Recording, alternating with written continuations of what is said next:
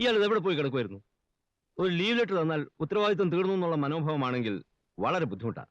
സാറിനോട് ഞാൻ പറഞ്ഞിരുന്നില്ല, അനുജന്റെ കല്യാണം ആയതുകൊണ്ട് അത്. ഇടയ്ക്കൊന്ന് വർക്ക് സ്പോട്ട് ചെന്ന് നോക്കിയാൽ കല്യാണം മുടങ്ങി പോകും. ആ സാമുവൽ ടവേഴ്സിന്റെ എക്സ്റ്റൻഷന് ട്രെഞ്ച് എടുത്ത് ചെന്ന് നോക്ക്. എത്ര അടുത്ത് തുടങ്ങിയിരുന്നത്? അത് 1 മീറ്റർ ആണല്ലോ. ഇപ്പൊ എത്രയാ കുഴിച്ചിരിക്കുന്നതെന്ന് അറിയാം? നിയർലി 2 മീറ്റേഴ്സ് ആയപ്പോ ഞാൻ കണ്ടു.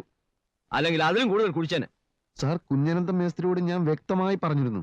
തനിക്കറിയില്ലടോ അവനൊരു ഫൂളാണെന്ന്. താൻ നിന്ന് ചെയ്യിക്കണ്ടേ? സാർ, ഞാൻ 100 വട്ടം പറഞ്ഞതാണ്. ഒരു കാര്യമില്ല. ആ മെയിൻ സ്ട്രക്ചറിന്റെ സീലിംഗിന്റെ സിമ്മം പ്രൊപ്പോർഷൻ വളരെ കൂടുതലാണെന്നാ തോന്നുന്നത്. ഞാൻ ആ മേസ്ത്രിയെ ചവിട്ടി പുറത്താക്കും. ശരിക്കും വേണ്ടതാണ്. പക്ഷെ ഇപ്പൊ നമ്മളത് ചെയ്താൽ അയാൾ ലേബേഴ്സിനെ കൊണ്ട് പോകും. നമുക്ക് ആവശ്യത്തിന് ലേബേഴ്സിനെ കിട്ടാത്ത സമയമാണ്. അയാൾക്ക് ശരിക്കും ഞാനൊരു ഡോസ് കൊടുത്തേക്കാം. സാർ, ഇത് കഴിഞ്ഞ ആഴ്ച നമ്മൾ മെറ്റീരിയൽസ് വാങ്ങിച്ചതിന്റെ ബില്ലുകൾ. താൻ ആ മേസ്ത്രിയെ പോയി ശരിപ്പെടുത്തും. അവനോട് നഷ്ടം തരാൻ പറ. ശരി സാർ.